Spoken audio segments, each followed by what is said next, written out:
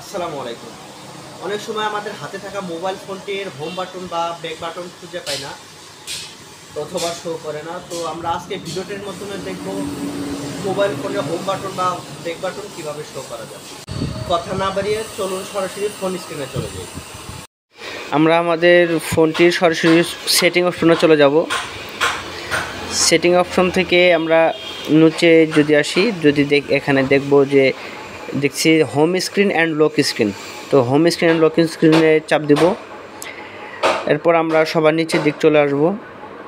সবার নিচের দিক যদি চলে আসি, এখানে আমরা দেখতে পাচ্ছি সিস্টেম নেভিগেশনে চাপ দেব।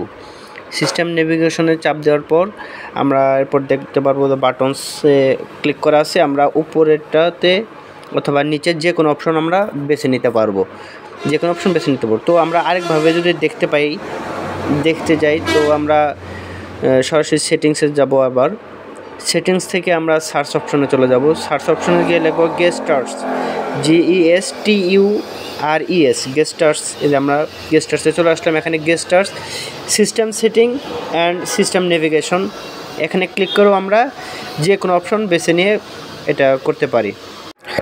এখন আবার আমরা যদি আমাদের ফোন স্ক্রিনের হোম বাটন বা ব্যাক বাটন হাইড করতে চাই, তাহলে আমরা গেস্টার্সে ক্লিক করব। গেস্টার্স, এরপর লার্নে ক্লিক করলে হয় আমাদের হোম বাটনটা কিন্তু এখন চলে যাবে। হোম বাটনটা চলে গেছে, দেখেন আমাদের কিন্তু কোনো হোম বাটন নেই। এখন ফোনে কোনো হোম বাটন নেই। তো আমরা যদি আবার হোম বাটনটা নিয়ে আসি, তাহলে আবার সেটিংসে যাব।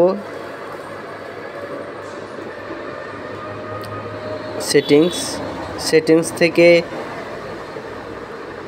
হোম স্ক্রিন অ্যান্ড লক, নিচে চলে আসব সিস্টেম নেভিগেশন।